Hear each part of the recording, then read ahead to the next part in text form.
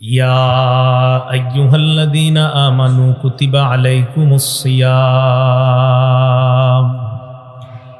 কামা কুতিবা আলাল্লাযীনা মিন ক্বাবলিকুম লাআল্লাকুম তাত্তাকুন। হে ঈমানদারগণ, তোমাদের উপর সিয়াম ফরজ করা হয়েছে, যেমনিভাবে তোমাদের পূর্ববর্তীদের উপর সিয়াম ফরজ করা হয়েছে, রোজা ফরজ করা হয়েছে। কেন? লাআল্লাকুম তাত্তাকুন, যাতে তোমরা গুনাহ থেকে বেঁচে, হারাম কাজ থেকে বেঁচে মুত্তাকি হতে পারো, আল্লাহওয়ালা হয়ে যেতে পারো। সুবহানাল্লাহ। তো রমজান মাস শুরু করতে রাসূল সাল্লাল্লাহু আলাইহি সাল্লাম বলেছেন এইভাবে, ক্বালা রাসূলুল্লাহ সাল্লাল্লাহু আলাইহি ওয়াসাল্লাম ইযা রাআইতুমুল হিলাল ফাসুমু ফাইযা রাআইতুমুহু ফাফতিরু।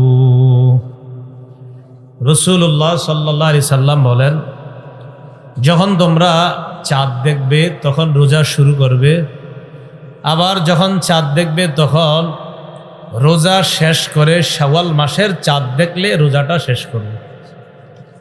তো চাঁদ দেখে রোজা শুরু করা, আবার শাওয়াল মাসের চাঁদ দেখে রোজা শেষ করা। ফাইন গুম্মা আলাইকুম ফাসুমু সালাসিনা ওয়া ফি রিওয়ায়া ফাকমিলু সালাসিন।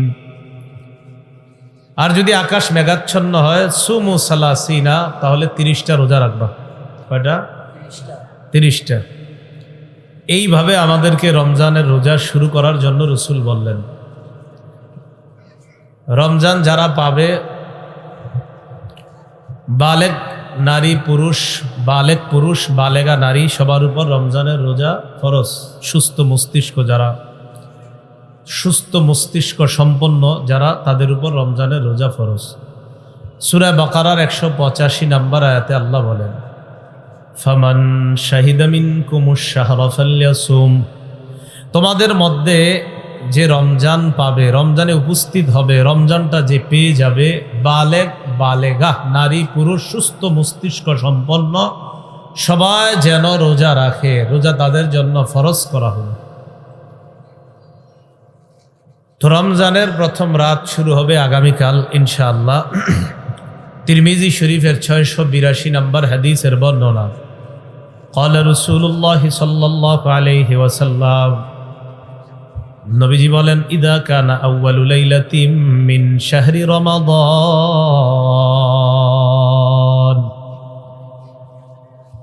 রাসূলুল্লাহ সাল্লাল্লাহু আলাইহি ওয়াসাল্লাম বলেন, রমজান মাসের প্রথম রাত যখন শুরু হয়, সুফিদাতিশ শায়াতিন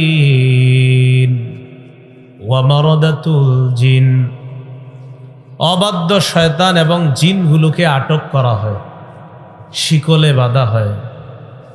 ওয়াগুল্লিকাত আবওয়াবুন নার ফালাম ইফতাহ মিনহা বাব, জাহান্নামের দরজাগুলা বন্ধ করে দেওয়া হয়, আর একটা দরজাও খোলা হয় না। সুবহানাল্লাহ।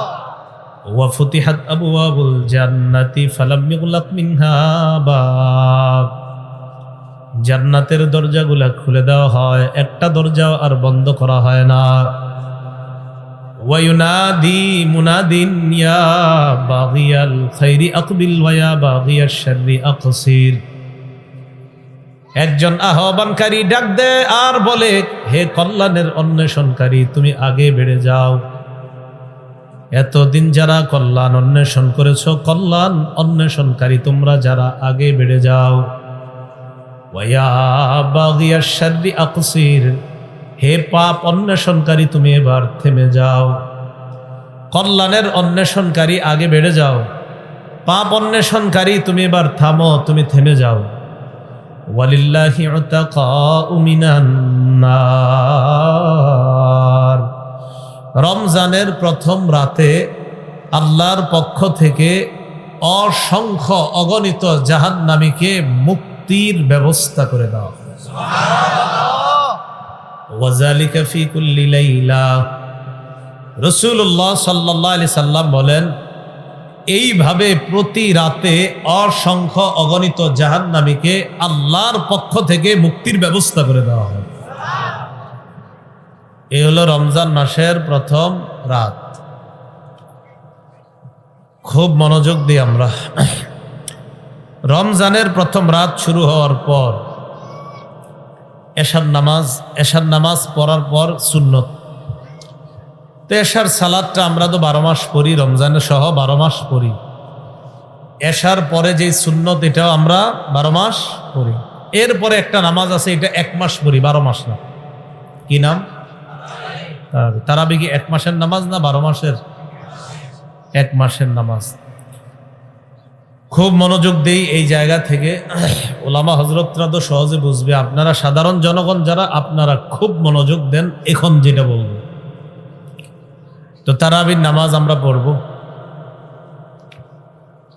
তারাবির নামাজ পড়তে গেলে 20 রাকাত হওয়ার আগেই অনেক ভাইয়েরা সামনের কাতারে সালাম ফিরা সব মুসল্লিদের সামনে দিয়ে জুতাটা নিয়ে পিছনে আসে। প্রথম কথায় বিষয়টা দেখতেও তো খারাপ দেখা যায়। ভরপুর মুসল্লি মসজিদে, অনেকে না বুঝে কি করে, একটা হলো আপনার যদি কোনো সমস্যা হয়, পেটে চাপ দেয় বা ইস্তেঞ্জার প্রয়োজন, সেটা তো মাসালা আছে। আরেকটা হলো না, আপনি এমনি বের হয়ে যাবেন। তো যেহেতু এমনি বের হন আপনি, তো এই জন্য আপনি সামনে গেলেন, কতগুলা মুসল্লি, সেখান থেকে আপনি হঠাৎ সালাম ফিরিয়ে বের হয়ে গেলেন। তো এরকম একটা পরিবেশ দেখা যায় কিনা মসজিদগুলোতে? আচ্ছা, কথা হলো যারা আমরা 20 রাকাত তারাবির নামাজ আদায় করি, আর যারা 20 রাকাতের কম তারাবির নামাজ আদায় করি, এখন যে কথাগুলো বলবো মনোযোগ সহকারে, গুরুত্ব সহকারে, ইনসাফের সাথে, মানার নিয়তে, বুঝার নিয়তে শোনার চেষ্টা করব। আল্লাহ তৌফিক দান করেন। রমজান মাস আসার আগে থেকে আমাদের মাঝে একটা মতভেদ শুরু হয়। কেউ বলে 20 রাকাত তারাবি, কেউ বলে 20 রাকাতের কম তারাবি। এরকম একটা মতভেদ দেখা যায় কিনা? মতভেদ যে আমাদের মাঝে হবে, এটা রাসূল সাল্লাল্লাহু আলাইহি ওয়াসাল্লাম বলেছেন। কিন্তু আমরা এতটুকু বলা পর্যন্তই সীমাবদ্ধ থাকি যে নবী যেহেতু বলছে মতভেদ হবে, তাই মরণ পর্যন্ত শুধু মতভেদ করব। ঠিক না? ঠিক না। মতভেদ যে হবে এটা নবীজি বলেছেন। মজার ব্যাপার, মতভেদ নিরসন যে হবে এটাও নবীজি বলে দিয়েছেন। বলেন, মতভেদ হবে এটা কে বলেছেন? আর মতভেদ নিরসন হয়ে যাবে এটাও কে বলেছেন? তাহলে আমাদের মাঝে যদি মতভেদ লাগে, এই মতভেদ নিরসন করার দরকার আছে না নাই? তাহলে আমাদের মাঝে মতভেদ শুরু হয়ে গেল। উনি কয় 20, উনি কয় 16, আমি কই 12, উনি কয় 8, উনি কয় 4, উনি কয় নাই। এই যে একটা মতভেদ হতেই পারে, মতভেদ। এখন নিরসন কি? আবু দাউদ শরীফের বর্ণনা 4607, নাসাই শরীফ 1578, ইবনে মাজাহ 42 নং হাদিস। আবু দাউদ শরীফের 4607 নম্বর হাদিস, নাসাই শরীফের 1578 নম্বর হাদিস, ইবনে মাজার 42 নম্বর হাদিস। রাসূলুল্লাহ সাল্লাল্লাহু আলাইহি ওয়াসাল্লাম বলেন, ইন্নাহু মান ইয়াইশ মিনকুম বা'দি ফাসায়ারা ইখতিলাফান কাসীরা।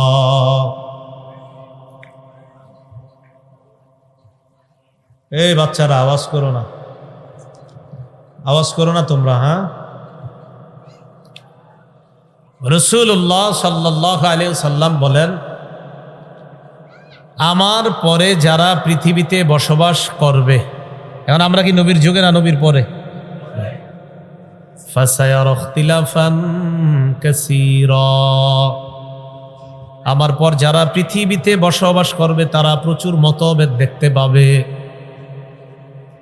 হাদিসের মাধ্যমে বুঝতে পারলাম মতভেদ হবে, এটা আল্লাহ নবী বলে দিলেন।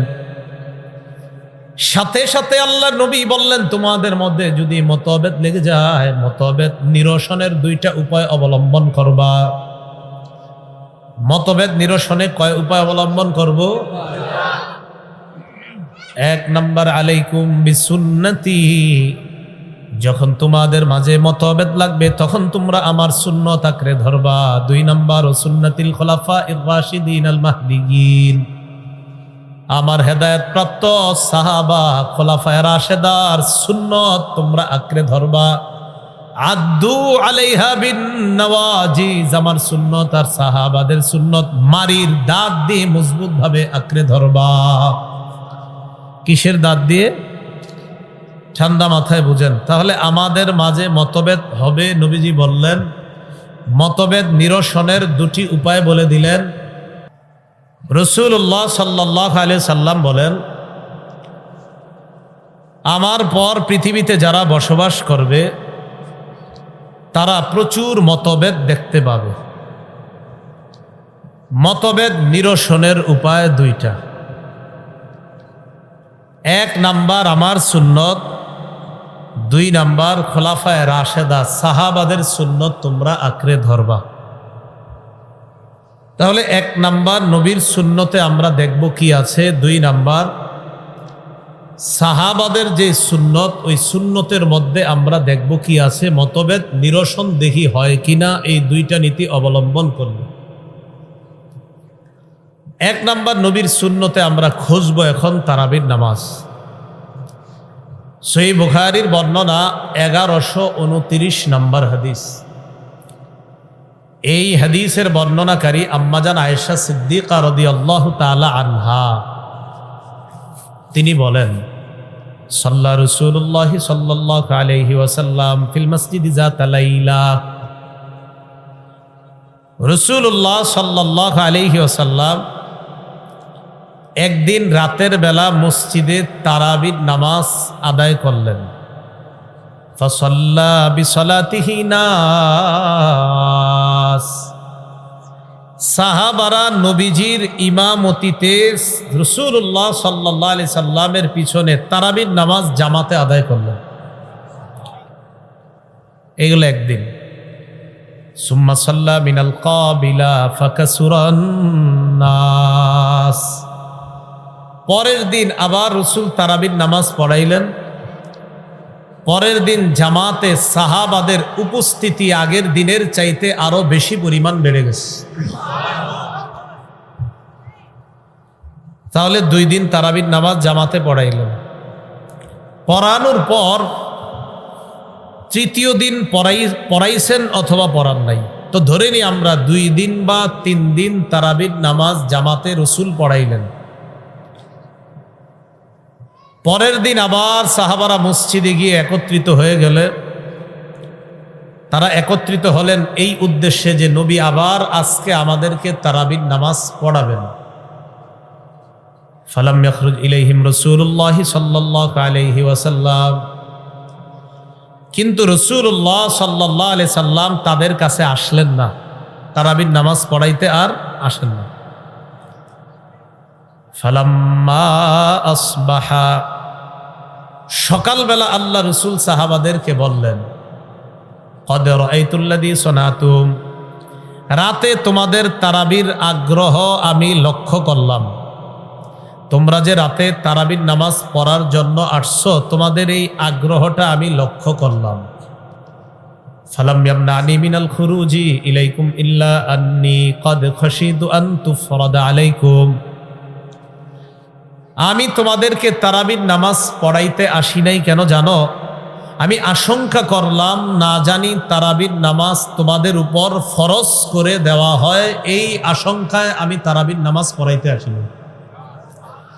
তো যেই নামাজ ফরজ হওয়ার আশঙ্কা নবীজি করলেন, এই নামাজের গুরুত্ব কম না অনেক বেশি?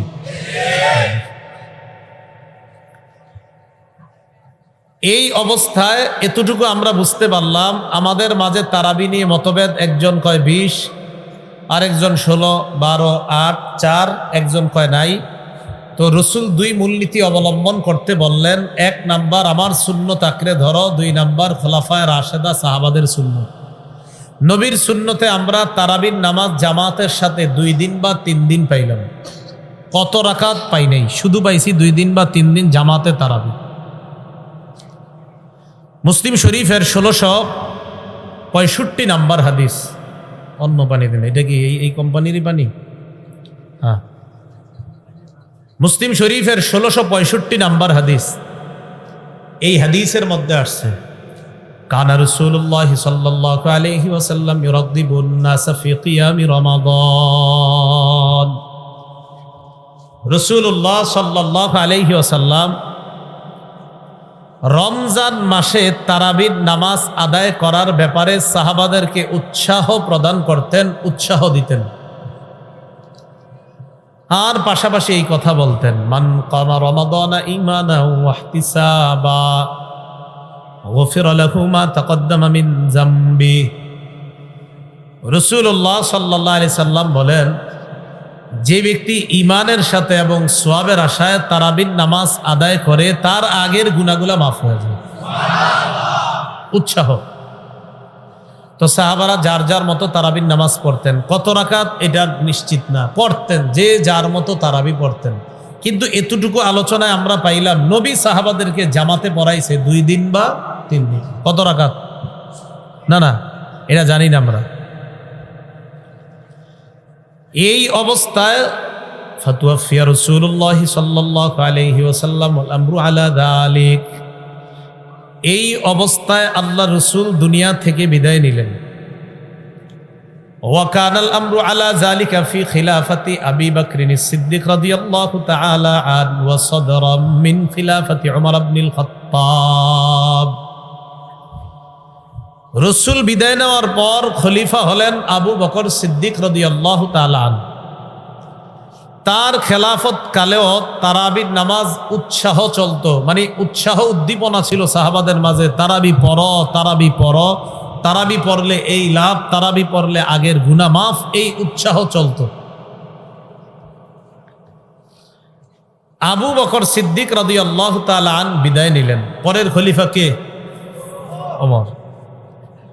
ওমর ফারুক রাদিয়াল্লাহু তাআলা আনহুর জামানায় শুরুর দিকেও তারাবি উৎসাহ ছিল। তোমরা তারাবি পড়ো, তারাবি পড়লে এই লাভ, তারাবি পড়লে এই নিকি, বাস এতটুকু। একদিন ওমর ফারুক রাদিয়াল্লাহু তাআলা রাতের বেলা মসজিদে গেলেন সালাত আদায় করার জন্য। কিতাবের নাম মুয়াত্তা মালিক, অধ্যায়ের নাম মাজা আফি কিয়ামি রমাদান। এই অধ্যায়ে ইমাম মালিক একটা হাদিস আনছেন। হাদিসের বর্ণনাকারী আব্দুর রহমান আল কারি। তিনি বলেন, খরাজতু মা'a উমর ইবনুল খাত্তাব রাদিয়াল্লাহু তাআলা আন ফি রমাদান ইলাল মসজিদ ফাইযা আন-নাসু আওযাউন মুতাফাররিকুন। একদিন রমজান মাসে রাতের বেলা ওমর ফারুক রাদিয়াল্লাহু তাআলা আনহুর সাথে মসজিদে গেলাম। মসজিদে গিয়ে দেখলাম মসজিদের মুসল্লিরা বিক্ষিপ্তভাবে নামাজ আদায় করতেছে, তারাবির নামাজ। ইউসাল্লির রাজুলু লিনাফসিহি ওয়া ইউসাল্লির রাজুলু ফায়ুসাল্লি বিসলাতিহি আর-রাহ। কেউ একা তারাবির নামাজ পড়তেছে, কেউ আবার 2-4 জন নিয়ে জামাত করতেছে। কেউ একা পড়ে, কেউ আবার 2-4 জন নিয়ে জামাতে পড়ে।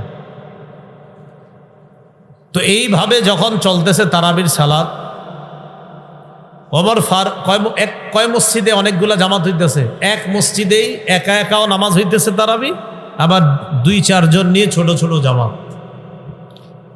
ওমর ফারুক রাদিয়াল্লাহু তাআলা আনহু তখন বললেন, ওয়াল্লাহি ইন্নী লাউরানি লাউ জামাতুহা উলাই আলা কারিইন ওয়াহিদিন লাকানা আমসালা।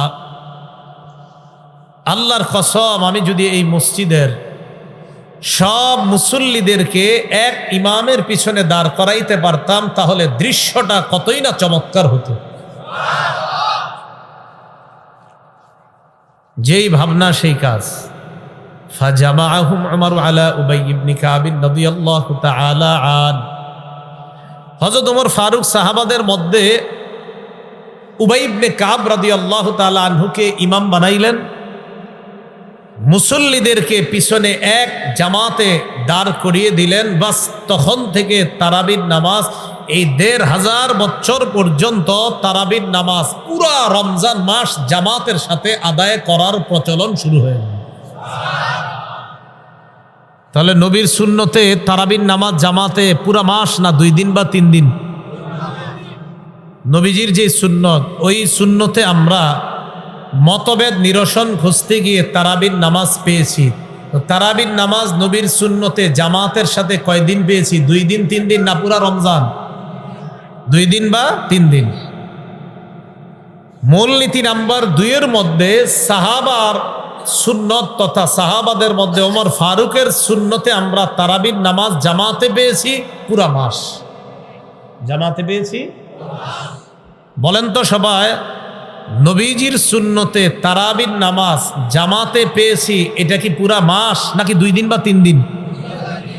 আর ওমর ফারুকের সুন্নতে জামাতে তারাবি পেয়েছি 2 দিন বা 3 দিন না পুরা মাস?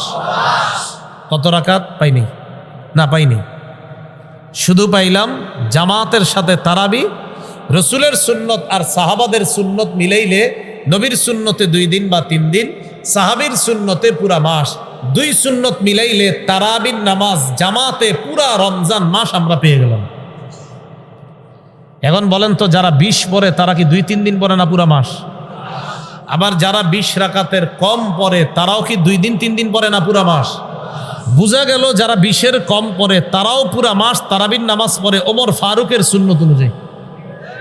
কি ঠিক? বুঝছে ঠিক নি? পুরা রমজান জামাতে তারাবি এটা ওমর ফারুকের সুন্নত, মাথায় রেখেন। পুরা রমজান জামাতে তারাবি ওমর ফারুক রাদিয়াল্লাহু তাআলা আনহুর সুন্নত। তাহলে বোঝা গেল তারাবি যারা কম পড়ে তারাও এই জায়গায় ওমর ফারুকের সুন্নত মানে। কথা বুঝছেন নি? অনেকে যারা কম পড়ে এরা মানতে চাইতেছেন। আপনি না মানার কি হলো? আপনি পাইবেন না তো নবীর সুন্নতে 2 দিন বা 3 দিন জামাতে। ওমর ফারুকের সুন্নতে পুরা মাস জামাতে তারাবির নামাজ। তার মানে আপনারাও মানেন ওমর ফারুকের সুন্নত। তো অনেক ভাইরা এটা স্বীকার করতে চায় না, এর কি। এখন আসেন রাকাত। আল্লাহ, মুয়াত্তা মালিকের বর্ণনা শিরোনাম বা অধ্যায় মা জাআ ফি কিয়ামি রমাদান, বর্ণনাকারীর নাম ইয়াজিদ ইবনে রুমান। এই ইয়াজিদ ইবনে রুমান বলেন, কানান নাসু ইয়াকুমুনা ফি জামানি উমর ইবনুল খাত্তাব রাদিয়াল্লাহু তাআলা আন বি23 রাকাত। ওমর ফারুক রাদিয়াল্লাহু তাআলা আনহুর জামানায় মুসলমানরা ইমামের পিছনে 23 রাকাত নামাজ জামাতের সাথে আদায় করতেন। কয় রাকাত? 20 রাকাত কি? 3 রাকাত। তাহলে 20 রাকাত, 20 রাকাত, আরো জোরে 20 রাকাত, 3 রাকাত বিতির। এবার মিলান। বুখারীর 1129 নম্বর হাদিসে পাইলাম তারাবির নামাজ জামাতে 2 দিন বা 3 দিন। মুসলিম শরীফের 1665 নম্বর হাদিসে পাইলাম তারাবি উৎসাহ চলছে। তারাবির উৎসাহ চলতো, প্রচুর তারাবি যে যার মতো পড়তেন। ওমর ফারুকের শুরুর যুগেও যে যার মতো তারাবি পড়তেন। মুয়াত্তা মালিকের বর্ণনায় পাইলাম ওমর ফারুক রাদিয়াল্লাহু তাআলা আনহুর যুগে তারাবির নামাজ জামাতে পুরা রমজান মাস আদায় করার প্রচলন হয়। মুয়াত্তা মালিকের আরেকটি বর্ণনায় পাইলাম ওমর ফারুকের যুগ থেকে জামাতের সাথে তারাবির নামাজ 20 রাকাত আদায় করা চালু হয়। তাহলে আমাদের মাঝে মতভেদ হবে, এটা কার কথা? মতভেদ নিরসন হবে, এটাও কার কথা? নিরসনের উপায় 2টা, এটাও কার কথা? 1 নাম্বার উপায় নবীর সুন্নত, 2 নাম্বার উপায় সাহাবাদের সুন্নত। নবীর সুন্নতে তারাবি পাই, সাহাবাদের সুন্নতে তারাবিও পাই, রাকাতও পাই। তাই রসুল আর সাহাবাদের সুন্নত মিলাইলে কমপ্লিট পুরা রমজান মাস 20 রাকাত তারাবির নামাজ পাই। তাহলে আর ঝগড়া থাকে না। কি থাকে না? কয়টা মূলনীতি মানতে হবে? বলেন, কার সুন্নত? 2 নাম্বার, 1 নাম্বার, 2 নাম্বার। এবার আসেন, আমি আপনাদেরকে বললাম, আমার দিকে তাকান, আপনারা তার কথা শুনবেন। আমার দিকে তাকান, আপনারা তার কথা শুনবেন। এখন তার কথা যদি আপনারা শোনেন, তার মানে কার কথা মানলেন? আবার বুঝেন, আমার দিকে তাকান, আপনারা তার কথা শুনবেন। এখন তার কথা শুনবেন, এই যে বললাম, আপনারা এখন তার কথা শুনতে, তার কথা শোনা শুরু করলেন। এখন তার কথা যদি আপনারা শোনেন, তাহলে কাকে মানলেন? বুঝা আপনাকে না না বুঝা? আচ্ছা, আপনারা তার কথা শুনবেন। তো তার কথা শোনা মানে কার কথা মানা? আমার কথা মানা। নবীজি বললেন আমার সুন্নত ধরবা, আমার সাহাবাদের সুন্নত ধরবা। বলেন তো নবীর সুন্নত ধরা মানি কার কথা মানা? নবীর কথা। সাহাবাদের সুন্নত ধরা মানিও কার কথা মানা? নবী তো বলছে মানতে। অতএব 20 রাকাত তারাবি ওমর ফারুকের সুন্নত অনুযায়ী আমরা যারা পড়ি, নবীর কথাকেই আমরা মানি। কারণ ওমর ফারুকের সুন্নত যে দাঁত দিয়ে ধরতে হবে, এটা কার কথা? নবীর কথা। আবার বলেন, ওমর ফারুকের সুন্নত যে মারির দাঁত দিয়ে ধরতে হবে, এটা কার কথা? তো ওমর ফারুকের সুন্নত মানা মানি কার কথা মানা? খালাস, তো ঝগড়া হবে কেন? বিসমিল্লাহ। আপনারা অনেকে তো হাদিস ঘাটেন, তো ঘাটেন, এখন খুলেন আবু দাউদ 4607, নাসাই 1578, ইবনে মাজাহ 42, এখনই দেখেন।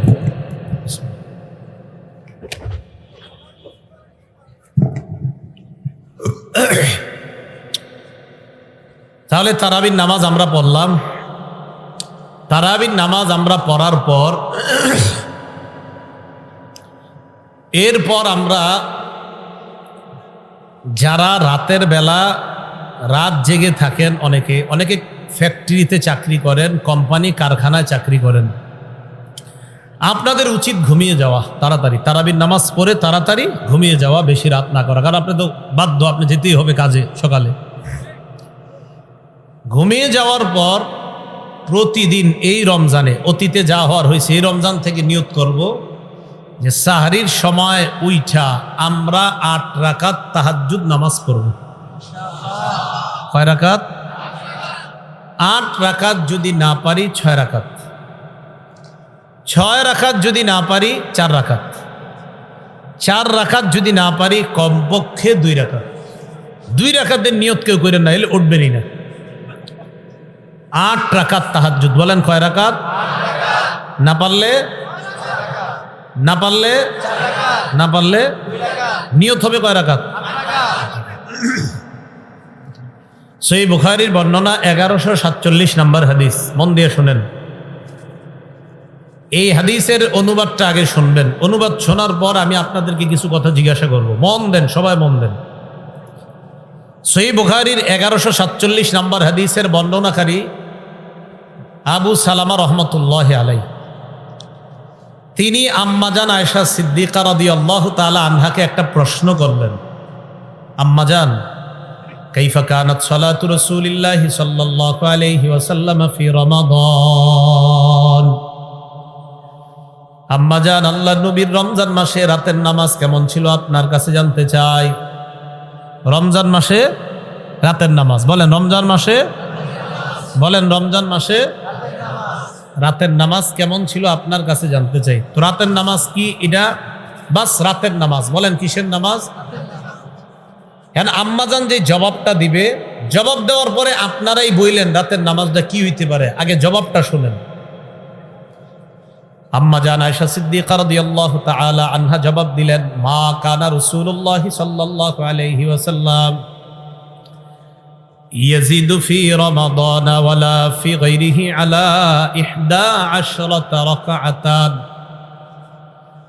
আম্মাজান আয়েশা সিদ্দিকা রাদিয়াল্লাহু তাআলা আনহা জবাব দেন, আল্লাহ নবী রমজান এবং রমজান ছাড়া, এর মানে রমজান এবং রমজানের বাহিরে যেই 11 মাস, এই 11 মাস এবং রমজান সহ মোট 12 মাস, রমজান এবং রমজানের বাহিরে, রমজান ছাড়া 11 মাস, রমজান সহ 12 মাস।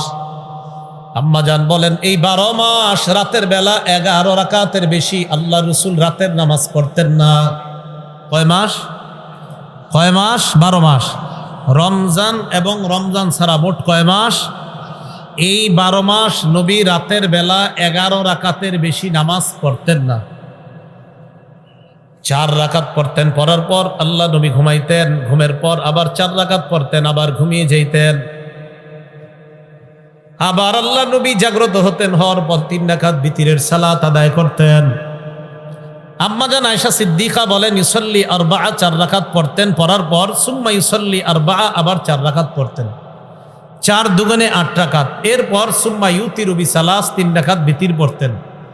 ইমাম ইবনে আব্দুল বার এই হাদিসের ব্যাখ্যায় বলেন ইউসল্লি আরবাআত, তিনি 4 রাকাত পড়তেন, সুম্মা ইয়ানামু, এরপর ঘুমাইতেন, সুম্মা ইউসল্লি আরবাআ, আবার 4 রাকাত পড়তেন, সুম্মা ইয়ানাম, আবার ঘুমাইতেন, সুম্মা ইউতিরু বিসালাস, এরপর 3 রাকাত বিতির পড়তেন। রমজানের বাহিরে যে 11 মাস, রমজানটা বাদ দেন, রমজানের বাহিরে 11 মাস এই নবী রাত্রে জাগতেন আবার ঘুমাইতেন, আবার জাগতেন আবার ঘুমাইতেন। এই রাত ব্যাপী যে 4 রাকাত নামাজ পড়তেন, এটা রাতের নামাজের নাম কি দিবেন বলেন তো? হ্যাঁ, সবাই বলেন। এই নামাজটাকে অনেক ভাইয়েরা কয় রমজানে তারাবি। রমজানে কি বলে? 11 মাস, এটার নাম কি? না না, অন্য কোনো নাম দেন আপনারা, না দেন, ধরে নিলাম এটার নাম তারাবি, কিন্তু 11 মাস এটার নাম কি হবে? হ্যাঁ বলেন। এই নামাজটাই রমজান মাসে অনেক ভাইয়েরা বলে এটা তারাবি।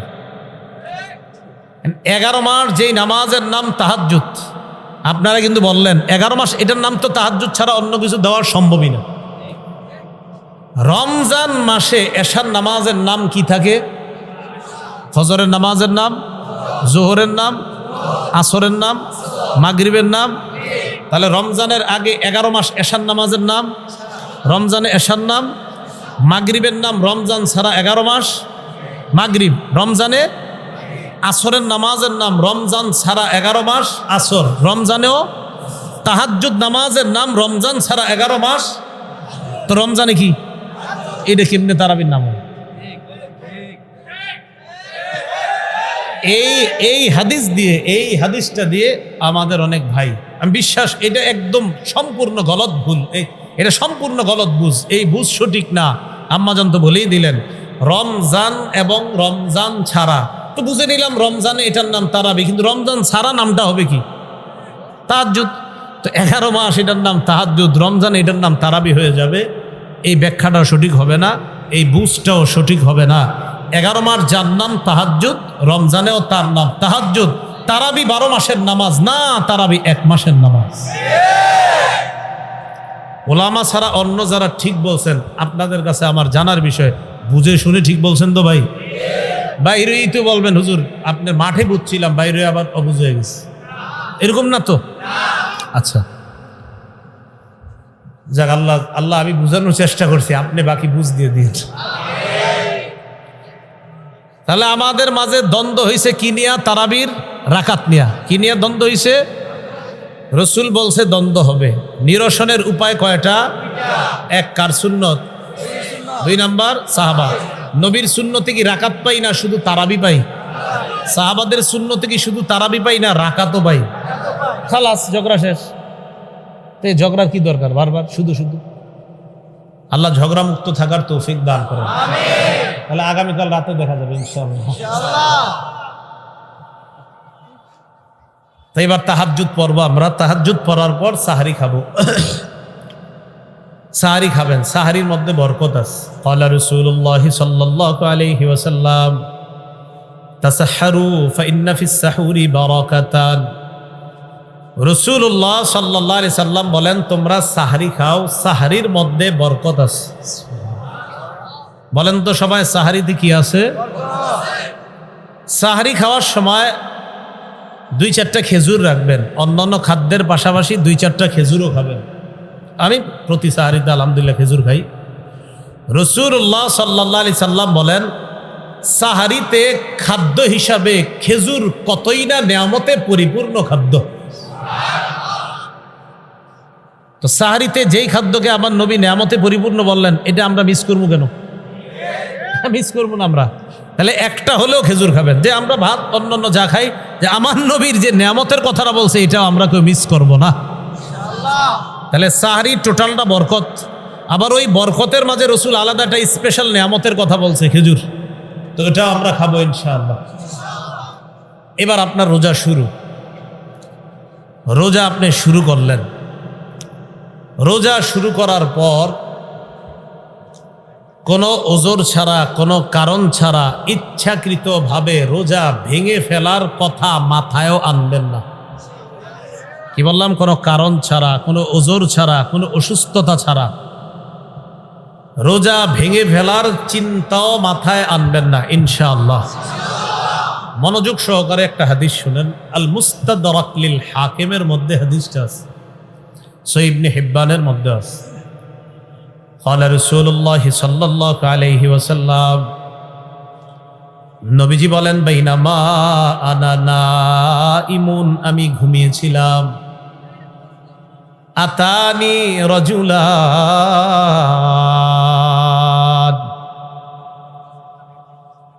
আমি ঘুমিয়েছিলাম, স্বপ্নে আমার কাছে দুজন লোক আসছে। স্বপ্নে কয়জন আসছে? এই যারা রোজা ভেঙে ফেলে তাদেরকে আপনারা এই হাদিসটা নিজেরা আজকে মুখস্থ করবেন, আর যারা ওই যে লাল কাপড় টাপড় লাগায় খায় এদেরকে এই হাদিসটা শোনায় দিবেন। পারবেন না ইনশাল্লাহ? বাংলাটা মুখস্থ রাখতে পারবেন তো? বাস শেষের অংশটা মুখস্থ রাখলেই চলবে, শুধু শেষের জায়গাটা মুখস্থ রাখলেই চলবে। আমি বলছি, মন দিয়ে শুনুন। রাসূলুল্লাহ সাল্লাল্লাহু আলাইহি সাল্লাম বলেন, আমি ঘুমিয়ে আছি, দুই ব্যক্তি আমার কাছে আসছে। আসার পর ফাআখাযা বিদবঈ, আমার বাহু ধরছে। কিভাবে? বাহু ধরছে। তো ধরার পর আমার টাইনা নিয়ে যাইতেছে, স্বপ্নে দেখতেছে নবীজি। সুবহানাল্লাহ। নবীজি বলেন, আমারে নিয়ে যাইতেছে, যাইতে যাইতে দেখলাম ফাআতায়া বি জাবালান ওয়া'রা, আমারে একটা পাহাড়ের কাছে নিয়ে গিয়েছে, আমারে একটা পাহাড়ের কাছে নিয়ে গিয়েছে। তো এই দুর্গম পাহাড়, এই দুর্গম পাহাড়ের সামনে গিয়ে আমি দাঁড়ায় রয়েছি। দুর্গম পাহাড়, ওটার সামনে দাঁড়ায় রয়েছি। নবীজিরি নিয়ে গেছে কয়জন? দুইজন। এইভাবে মনে করেন দুইজন রসুলরে এইভাবে দুই বাহুতে ধইরা দুইজন নিয়ে গেছে। তা আপনি সামনে এলে না, দেয়ালে সুন্দর হইতে আছে, আইসেন না, সমস্যা নেই। মানে দুইজন দুই দিক দিয়ে ধরছে, আপনি ধরেন ওই পাশ দিয়ে এইরকম এরকম ধরে নিয়ে গেছে। বুঝছেন সবাই? এরকম। তো আমাকে যখন ওই দুর্গম পাহাড়ের কাছে নিচে আমি দাঁড়ায় রইলাম, ফাকালা, দুইজন আমাকে বললেন, ইসআদ, এই পাহাড়ের উপর উঠেন। তো আমি জবাব দিলাম, লা উতিকুহু, না না আমি পারবো না, এই দুর্গম পাহাড়ে, এই পাহাড়ে কে উঠবে, আমি পারবো না। নবীজি বলেন, ওই দুইজন নবীজিকে বললেন, সানুসাহিলুহু লাকা, আপনি টেনশন করেন না, পাহাড়ে ওঠা আমরা দুইজন আপনার জন্য সহজ করে দিব। রাসূলুল্লাহ সাল্লাল্লাহু আলাইহি সাল্লাম বলেন, আমি ঘুমিয়েছিলাম, স্বপ্নে দুই ব্যক্তি আমার কাছে এসেছে, আমার দুই বাহু ধরে আমাকে টেনে নিয়ে গেছে, দুর্গম একটা পাহাড়ের কাছে আনছে। ওই পাহাড়ের কাছে যাওয়ার পর আমি পাহাড়ের সামনে দাঁড়িয়ে রইলাম। আমাকে ওই দুইজন বললেন, আপনি পাহাড়ে ওঠেন। আমি বললাম, আমি উঠতে পারবো না। তারা দুইজন আমাকে বললেন, আমরা এই পাহাড়ে যেন আপনি উঠতে পারেন, এই ওঠাটা আমরা আপনার জন্য সহজ করে দিব, আমরা সাপোর্ট দিব, আপনি ওঠেন।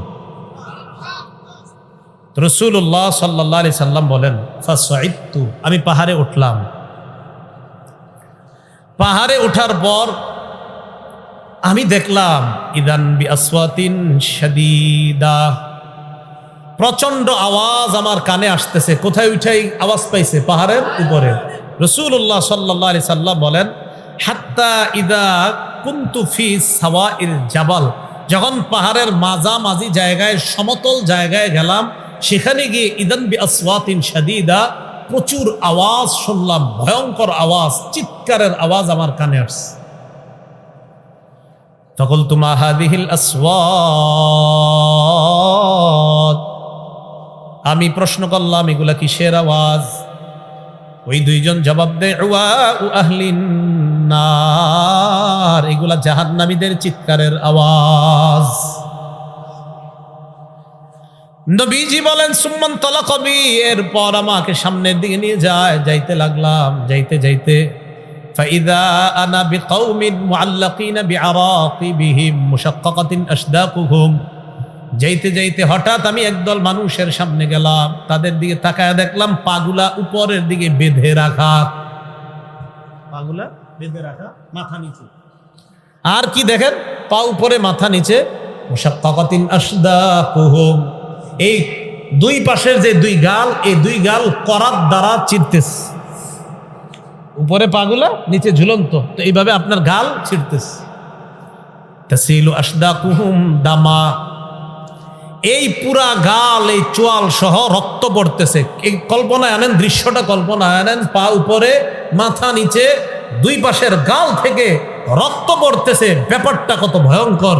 রাসূল বলেন, আমি বললাম এগুলা কারা, কার সামনে আমি আসলাম? মান হাউলা? ফেরেশতারা জবাব দিলেন, আল্লাযীনা ইফতিরুনা ক্বাবলা তাহিল্লাতি সাওমিহিম।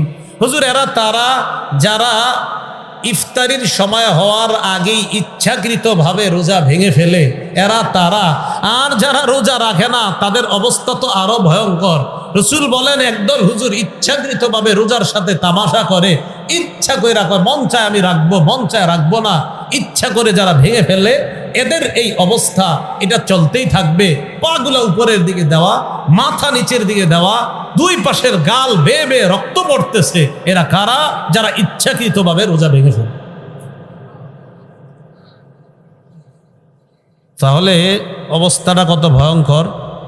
তো পর্দার আড়ালে যারা খায় এদেরকে একটু বলবেন সে তুঙ্গ অবস্থা কি ভয়ঙ্কর হবে, একটু চিন্তা করো। আল্লাহ কথাগুলা বুঝার তৌফিক দান করো। রাসূলুল্লাহ সাল্লাল্লাহু আলাইহি ওয়াসাল্লামের এই হাদিস থেকে আমরা বুঝলাম রোজা ভাঙা দূরের কথা, রোজা ভাঙার চিন্তাও মাথায় আনা যাবে না। আব্দুল্লাহ ইবনে মাসউদ রাদিয়াল্লাহু তাআলা আনহুর বর্ণনা কি বলে দেখেন। তিনি বলেন, মান আফতারা ইয়াওমান মিন রমাদানা মুতাআম্মিদান মিন গায়রি সাফারিন ওয়ালা মারাদিন। কোন ব্যক্তি যদি ওজর ছাড়া ইচ্ছাকৃতভাবে রমজানের একটা রোজা ভেঙে ফেলে, কয়টা? কিভাবে? ইচ্ছাকৃতভাবে। লাম ইয়াকজি আবাদা ওয়া ইন সামাদ দাহরা কুল্লা। সে ওই এক রোজার বিনিময়ে যদি সারা জীবনও রোজা রাখে তাও ওই রোজাটার হক আর আদায় হবে না। যদিও এক রোজার কাফফারা আছে, 60টা রোজা রাখা, কিন্তু কাফফারা। কিন্তু ওই যে এক রোজা রাখলে যে আপনি যে বেনিফিট আল্লাহর কাছ থেকে পাইতেন, এটা আপনি সারা জীবন রাখলেও এই ফজিলতটা আর পাবেন না। কয়টা রোজা? মাত্র একটা রোজা ইচ্ছাকৃতভাবে কেউ যদি ছেড়ে দেয়। আল্লাহ আমাদের সকলকে যে কথাগুলা বললাম এই কথাগুলার উপর আমল করার তৌফিক দান করেন। রোজা যারা আমরা রাখবো তাদের ব্যাপারে কি পুরস্কার? ক্বালা রাসূলুল্লাহ সাল্লাল্লাহু আলাইহি ওয়াসাল্লাম, নবীজি বলেন, কুল্লু আমাল ইবনি আদম ইউদাফুল হাসানাতু বিআশরি আমসালিহা ইলা 700 দিফিন। قال الله تعالى إلا الصوم فإنه لي وأنا أجزي به। রাসূলুল্লাহ সাল্লাল্লাহু আলাইহি সাল্লাম বলেন, আদম সন্তান যত আমল করে তার আমলের বদলা 10 থেকে 700 গুণ পর্যন্ত বৃদ্ধি করা হয়। আল্লাহ বলেন রোজা ছাড়া। কি ছাড়া? মানে রোজার সওয়াব 10 থেকে 700 এমন না। রোজার সওয়াব 10 থেকে 700 এমন না। আমরা আমল করব, তো নবীজি বলেন তোমাদের এই আমল 10 থেকে 700 আল্লাহ চাইলে বাড়াবে, আরো বাড়াইতে পারে। কিন্তু আল্লাহ বলেন রোজার বিষয়টা এমন না। আল্লাহ বলেন রোজা এমন একটা বিষয়, ফাইন্নাহু লি ওয়া আনা আজজি বিহি। রোজা আমার, রোজা মানুষ আমার জন্য রাখে, আমার খুশির জন্য রাখে, আমাকে খুশি করার জন্য রাখে। সামনে ইফতার, বান্দা খায় না। ঘরের ভিতরে যদি দরজা লাগিয়ে এক গ্লাস পানি পান করে খাইতে পারে, বান্দা পান করে না। পানির নিচে ডুব দিয়ে যদি পানি পান করে বান্দা পারে, কিন্তু করে না। বান্দা যদি কিছু খেয়ে ফেলে মানুষের আড়ালে করতে পারে, কেউ দেখবে না, কিন্তু বান্দা এটা করে না, কারণ সে আমার জন্য রোজা রাখছে। তা এটার পুরস্কার আমি আল্লাহই দিব। আল্লাহ কি দিবে? আল্লাহর দেওয়া কেমন হতে পারে আল্লাহ ভালো জানেন। কিছু আমল নামা তো আল্লাহ লেখায়, রোজার ব্যাপারে আল্লাহ কয় আরে এটার পুরস্কার আমি দিব। রব যত বড়, রবের পুরস্কার তত বড়। বলেন রব যত বড়, রবের পুরস্কার। ভাই একটা রোজা ভাঙবো না তো ইনশাআল্লাহ? সবগুলা রোজা ইনশাআল্লাহ আমরা রাখবো ইনশাআল্লাহ। এগুলো 1 নাম্বার। রোজার পুরস্কার স্বয়ং কে দিবেন? আল্লাহ। 2 নাম্বার, এটা কি কাল? গরমকাল না শীতকাল? গরমকালে রোজা রাখার একটা আলাদা পুরস্কার আছে। সুবহানাল্লাহ। এটা গরমকাল না শীতকাল? গরমকালে রোজা রাখার একটা পুরস্কার আছে। قال رسول الله صلى الله عليه وسلم, রাসূলুল্লাহ সাল্লাল্লাহু আলাইহি ওয়াসাল্লাম বলেন, মান আ'তাশা নাফসাহু ফি সাইফিন। নবী বলেন, কোন বান্দা যদি নিজের নফসটাকে, নিজের জানটাকে পিপাসার্ত রাখে গরমকালে, কোন কালে? গরমকালে। এর মানে গরমকালে যদি কেউ আল্লাহর জন্য সিয়াম পালন করে আর নিজের আত্মাটাকে পিপাসার্ত রাখে গরমকালে, সাকাহুল্লাহু ইয়াউমাল আতশি, কিয়ামতের ময়দানে মানুষ যখন পিপাসার্ত থাকবে, ওই কিয়ামতের ময়দানে আল্লাহ ওই বান্দাকে ওই পিপাসার্ত অবস্থা থেকে তার পিপাসা দূর করার জন্য, তৃষ্ণা নিবারণের জন্য আল্লাহর পক্ষ থেকে আল্লাহ পানি পান করার ব্যবস্থা করে দিবে। তাহলে গরমকালে যদি কেউ রোজা রাখে, নিজেকে ক্ষুধার্ত রাখে, পিপাসার্ত রাখে, আল্লাহ কিয়ামতের ময়দানে তাকে পানি পান করিয়ে তার পিপাসা দূর করবেন, আল্লাহ দূর করার ব্যবস্থা করে দিবেন। 3 নাম্বার, যারা রোজা রাখে তাদের জন্য জান্নাতের, শুধু রোজাদার যারা হবে আর কি, মানে রোজাদার বলতে তার মানে নামাজ পড়বেন না এমন না, নামাজ তো পড়বে, অন্যান্য ইবাদতের পাশাপাশি স্পেশাল ভাবে নামাজি আবার রোজাদার, নামাজি আবার রোজাদার, মানে সব ঠিক আবার রোজাদার। এই রোজাদাররা জান্নাতে যাওয়ার আলাদা স্পেশাল একটা দরজা আছে, ওই দরজা দিয়ে শুধু রোজাদাররাই যাবে, অন্য কেউ যাবে না। ক্বালা রাসূলুল্লাহ সাল্লাল্লাহু আলাইহি ওয়াসাল্লাম, নবীজি বলেন, ইন্না ফিল জান্নাতি বাবান ইউকালু লাহু আর-রায়্যান। নবীজি বলেন, জান্নাতের একটা দরজা আছে, তার নাম হলো রায়্যান, ইয়াদখুলু মিনহুস সাইমুন। ওই রায়্যান নামক দরজা দিয়ে রোজাদাররাই প্রবেশ করবে। লা ইয়াদখুলু মিনহু আহাদুন গায়রুহুম, রোজাদার ছাড়া অন্য কেউ ওই দরজা দিয়ে প্রবেশ করবে না। নবীজি বলেন, ফাইদা দাখালু উগলিকা, রোজাদাররা যখন রায়্যান নামক দরজা দিয়ে প্রবেশ করবে, করার পর উগলিকা, ওই দরজা বন্ধ করে দেওয়া হবে।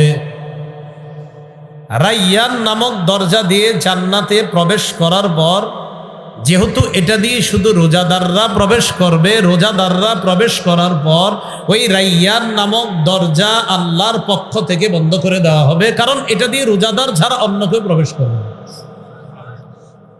4 নাম্বার, যারা রোজা রাখবে তাদের একটা ঠিকানা, আশ্চর্য ঠিকানা, যেটা আমরা সবার চাওয়া পাওয়া আমাদের, সেটা হলো রোজাদারের ঠিকানা জান্নাত। রোজাদারের ঠিকানা। আবু উমামা রাদিয়াল্লাহু তাআলা তিনি বলেন, আতাইতু রাসূলুল্লাহ সাল্লাল্লাহু আলাইহি ওয়াসাল্লাম, আমি রসুলের কাছে আসলাম, আসার পর বললাম, মুরনি বিআমালিন ইউদখিলুনিল জান্নাহ, ইয়া রাসূলুল্লাহ, এমন একটা আমল আপনি আমাকে বলেন যে আমলটা আমি করব আর ওই আমল আমাকে জান্নাতে প্রবেশ করাবে, এমন একটা আমল আমাকে বলেন। নবীজি বললেন, আলাইকা বিস-সাওম, তুমি রোজা রাখো। কি রাখো? তুমি রোজা রাখো, রোজাকে মজবুত ভাবে আঁকড়ে ধরো, এই রোজা রাখো, রোজাই তোমাকে জান্নাতে প্রবেশ করাবে। 5 নাম্বার, যারা রোজা রাখবে, এই রোজা কিয়ামতের ময়দানে রোজাদার বান্দার জন্য আল্লাহর কাছে সুপারিশ করবে। ক্বালা রাসূলুল্লাহ সাল্লাল্লাহু আলাইহি ওয়াসাল্লাম, আস-সিয়ামু ওয়াল কুরআন ইয়াশফাআন লিল আবদি ইয়াউমাল কিয়ামাহ। নবী বলেন, রোজা এবং কোরআন বান্দার জন্য কিয়ামতের ময়দানে আল্লাহর কাছে সুপারিশ করে ওই বান্দাকে জান্নাতে নেওয়ার ব্যবস্থা করবে। কোরআন নাজিল হয়েছে কোন মাসে? কোন মাসে? ফরজ রোজা রাখি কোন মাসে? বলেন, সবাই বলেন, ফরজ রোজা রাখি কোন মাসে? কোরআন নাজিল হয়েছে কোন মাসে? সুপারিশ করবে আল্লাহর কাছে কয় জিনিস? রোজা এবং কোরআন। সুপারিশ করবে কয় জিনিস? বলেন, 1 নাম্বার, 2 নাম্বার, কোরআন নাজিল হয়েছে কোন মাসে? রোজা রাখি কোন মাসে? সুপারিশ করবে কয় জিনিস? 1 নাম্বার, 2 নাম্বার, কোরআন। রোজা এবং কোরআন। এবার মিলান তো, রমজানে ফরজ রোজা রাখি, রমজানে কোরআন নাজিল হয়েছে, তাই তো রমজানে রোজার পাশাপাশি তেলাওয়াতটাও বাড়ায় দিব। রমজানে রোজার পাশাপাশি তেলাওয়াতটাও বাড়ায় দিব, তাহলে রোজাও সুপারিশ করবে, কোরআনও সুপারিশ করবে। আল্লাহ কথাগুলা বোঝার তৌফিক দান করেন।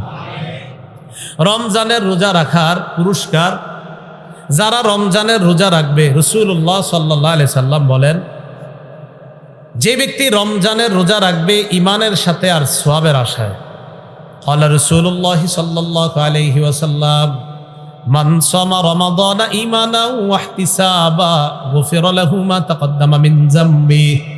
কোন ব্যক্তি যদি ইমানের সাথে আর সওয়াবের আশায় রমজানের রোজা রাখে, তার আগের গুনাহগুলো মাফ করে দেওয়া হয়। রমজানের রোজা আপনি সারাদিন রাখলেন, এই রোজা কিয়ামতের ময়দানে জাহান্নাম থেকে বাঁচানোর জন্য ঢাল হবে আপনার জন্য।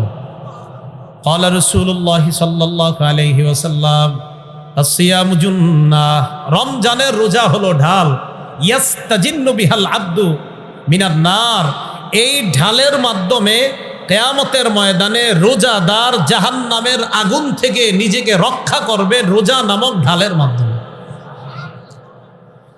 তো সারাদিন আপনারা রোজা রাখলেন, রোজা রাখার পর এরপর সারাদিন রোজা রেখে আমরা বিকালবেলা একটা কাজের মাধ্যমে আমাদের রোজাটাকে আমরা শেষ করি। সেই রোজাটার নাম কি? সেই আমলটার নাম কি? ইফতার। বলেন এটার নাম কি? রাসূলুল্লাহ সাল্লাল্লাহু আলাইহি সাল্লাম বলেন, লিস-সাইমি ফারহাতান, রোজাদারের জন্য দুইটা খুশির বিষয়, ইয়াফরাহুমা, যেই দুইটা খুশির বিষয়ে রোজাদার উপভোগ করবে, যেই দুই সময়ে রোজাদার খুশি হবে। এক নাম্বার, ফারহাতুন ইনদা ফিত্রি, রোজাদার যখন ইফতার করবে তখন সে খুশি হবে। কেউ কেউ বলেন ঈদের আনন্দ করবে রোজাদার, এক খুশি। আরেকটা হলো ফারহাতুন ইনদা লিকাই রাব্বিহি, আল্লাহর সাথে যখন রোজাদার সাক্ষাৎ করবে তখন হবে তার চূড়ান্ত খুশি। তাহলে রোজাদারের চূড়ান্ত খুশি কার সাথে সাক্ষাৎ করবে? আল্লাহর সাথে।